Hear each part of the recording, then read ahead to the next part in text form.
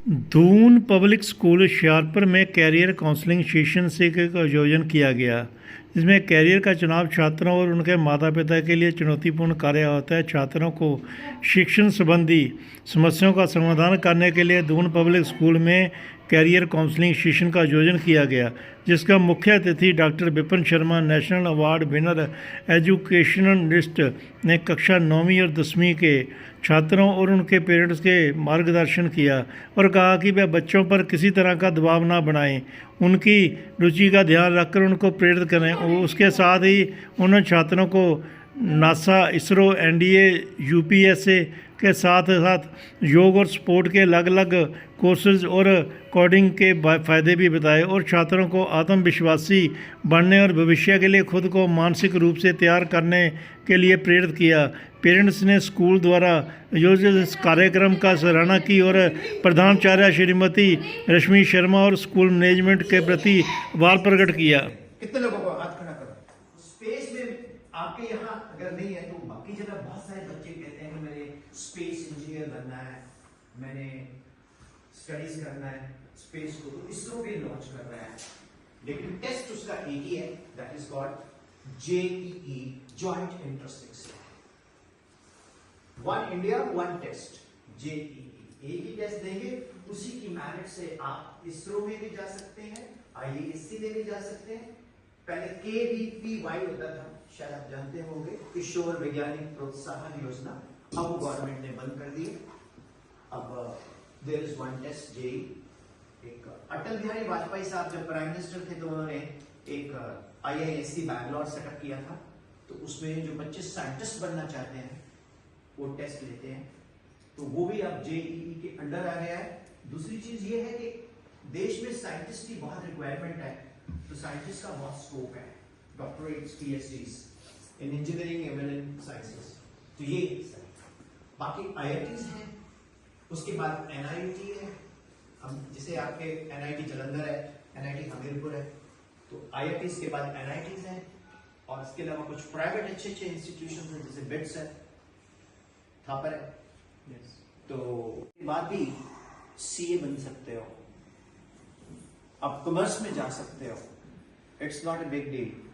लेकिन एक बहुत गजब का करियर प्रोस्पेक्टस है, वो है लॉ में। क्लैट सुना आपने नाम? CLAT क्या होता है?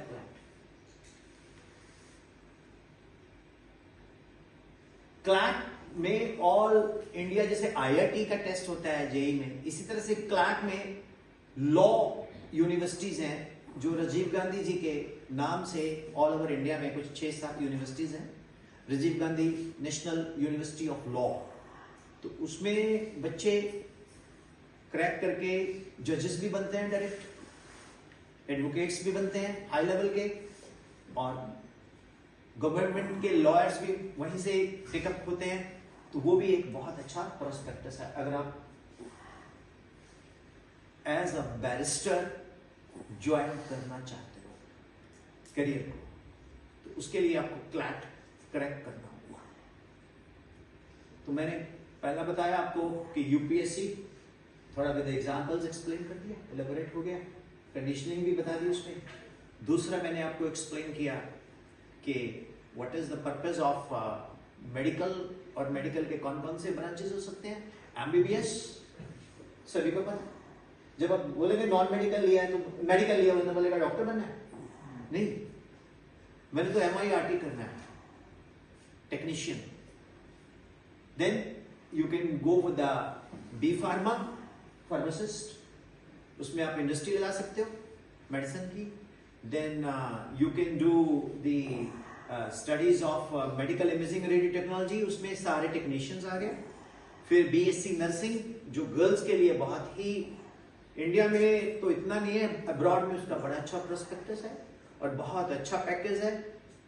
अब्रॉड अगर हमारे पंजाब में है थोड़ा कि अब्रॉड जाना है, तो डॉक्टर से ज्यादा अर्निंग नर्सेस की है वहां पर।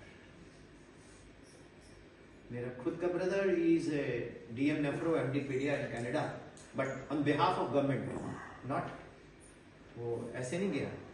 तो बहुत ज्यादा पैरामेडिकल स्टाफ का मनी पॉइंट ऑफ व्यू से काफी अच्छा स्कोप है।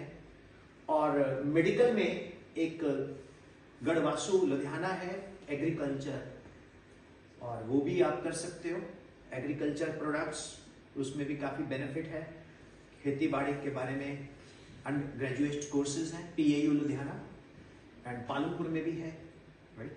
आप वंडर कर सकते हो। होशियारपुर के पास मेरा एक दोस्त है, वो ड्रोन बनाता है। आज से 5 साल पहले कहता जी मैं ड्रोन बनाता हूं। मैं कहता तो बेवकूफ है यार, क्यों बेवकूफ है ड्रोन? मैं कहता तो उनको बेचता होगा जो कैमरे नहीं लगा के शादी में। अब पता लगा उसका तो 300 करोड़ का टर्नओवर है। वो drone is supplying to the government of India defence. You got it? Adampur है ना जगह, just near to that. So logic is what you no.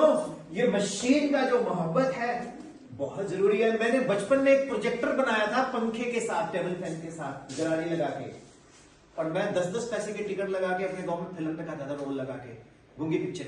ठीक, तो क्या है, ये पैशन बड़ा जरूरी है। ये भी करियर काउंसलिंग का पार्ट है।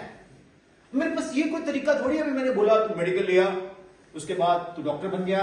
नहीं यार, क्या पता नहीं बने, क्या पता तू बहुत बेहतरीन डॉक्टर बने।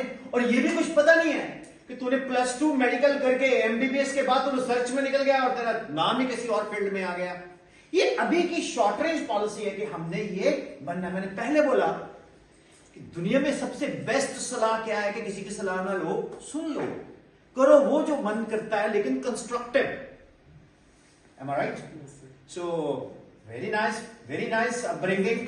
Okay, इस तरह की सोच रखो। Yes sir, आपका क्या ड्रीम है लाइफ में? Thank you ma'am. Sports person में कौन सा पर्सन? क्रिकेट, तो उसके लिए क्रिकेट अकेडमी प्लान करो। और इसके लिए आपको मेडिकल नॉन मेडिकल लेने की जरूरत नहीं है। You can go with arts and you decided है। Go with the arts and go join academy. ठीक, and you? Software engineering. जो स्पोर्ट्स में जाना चाहते हैं, I advise them go with humanities. बाकी आपकी इच्छा है। अगर आप अफोर्ड कर सकते हो मेडिकल नॉन मेडिकल तो चलिए। Is it okay? Dear parents, any question? Ma'am, any question from your side? From my side, though, I have been trying to tell whatever is possible after 9th and 10th prospectus. Abroad कितने लोग जाना चाहते हैं? हाथ रखो, आगे आ जाओ। मैं मना नहीं करूंगा, आप जाइए। As a doctor, as a engineer और as a donkey? As a doctor, as a radiologist. तो इंडिया में क्यों नहीं? अब्रॉड में तो आपको पता है इंडिया में एक टूरिज्म डेवलप हुआ है, मेडिकल टूरिज्म। कोई जानता है? नहीं जानता। फॉरनर इंडिया आके इलाज करवाते हैं। Are you surprised? Why do you underestimate yourself? अब भारत वो भारत नहीं रह गया। अब 100 किलोमीटर अब 90 मिनट से कम समय में ट्रेवल कर लेते हो। हमारा सिस्टम बहुत चेंज हो गया बॉस। फॉरेन के मेडिकल जो ट्रीटमेंट की जो कॉस्ट है वो मेनी टाइम्स हाई है देन इंडिया, और ट्रीटमेंट इज द सेम। और इंडियन डॉक्टर से बाहर जाके ऑपरेट करवाते हैं, और वही डॉक्टर को बोलते हैं कि अगर हम इंडिया में आ जाए, बोलता ठीक है वहां आ जाओ, वहां कर देंगे। और बहुत सक्सेसफुल है, इसको बोलते हैं मेडिकल टूरिज्म।